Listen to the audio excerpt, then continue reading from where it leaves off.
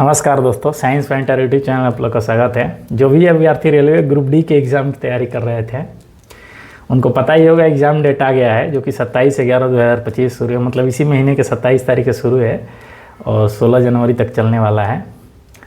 तो वे अभ्यर्थी जिनका एग्ज़ाम अभी हाल ही के दिनों है, मतलब 27 या 28 या आगे कुछ तारीखों में है, मतलब आसपास के ही दिनों में है, तो वो लोग नई चीज़ें पढ़ने की कोशिश ना करें। जो पुरानी चीज़ें पढ़े हैं उसी को दोहराने की ज़्यादा कोशिश करें, क्योंकि एग्ज़ाम पास में है। और क्या होता है, नई चीज़ें पढ़ने से कॉन्फिडेंस हमारा लो हो जाता है, घबराहट उत्पन्न होता है कि मैंने तो ये छोड़ दिया है, वो छोड़ दिया है। जो आप पढ़े हैं उसको इस आत्मविश्वास से दोहराएं कि इसके बाहर नहीं आने वाला है, ये जो आप पढ़े हैं वो सफिशियंट है। इस आत्मविश्वास, इससे क्या होता है, कॉन्फिडेंस बना रहता है। और ज़्यादा से ज़्यादा क्वेश्चन को प्रैक्टिस करने की कोशिश करें। अगर आप लोग साइंस के लिए अगर क्लास 9 और 10 का विज्ञान की जो एनसीईआरटी है उसको अगर दोहरा कर जा सकते हैं तो दोहरा लीजिए, क्योंकि जो क्वेश्चन पूछा गया है और डायरेक्ट हूबहू एनसीईआरटी की लाइन के रूप में क्वेश्चन, मतलब जो लाइन एनसीईआरटी में लिखी गई है उसी को क्वेश्चन के रूप में पूछ दिया गया है। तो एक बार एनसीईआरटी दोहरा के, एनसीईआरटी का जो साइंस है उसको दोहरा के जा सकते हैं। आइए इस वीडियो में हम लोग एक प्रश्न को भी कर लेते हैं, जो कि अमीबा के भोजन से संबंधित है, जो कि 2024 में जो LPCBT 1 का एग्ज़ाम हुआ था उसमें पूछा गया है। जो प्रश्न है वो अमीबा के भोजन प्रक्रिया से संबंधित है। तो पहले जान लेते हैं अमीबा का भोजन प्रक्रिया क्या होता है। तो अमीबा जिस प्रक्रिया से भोजन करता है उसे हम लोग फैगोसाइटोसिस कहते हैं। और यह प्रक्रिया क्या होती है, जैसे ही अमीबा अपने आसपास अपने भोजन को देखता है, सबसे उसका प्रिय भोजन पैरामीशियम होता है।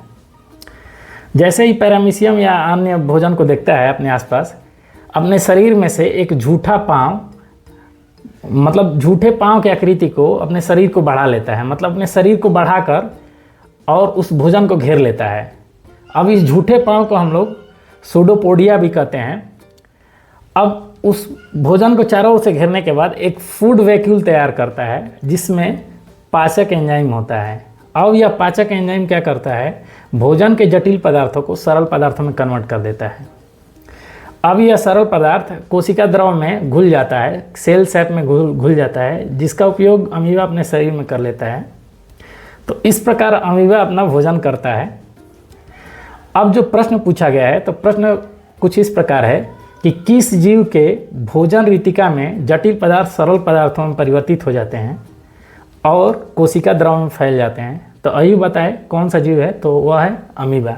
इस प्रश्न का चौथा ऑप्शन सही है, अमीबा ये ऐसा जीव है। अब हम इस अमीबा से एक क्वेश्चन पूछ रहे हैं, जिसका आप लोग कमेंट बॉक्स में आंसर दीजिएगा।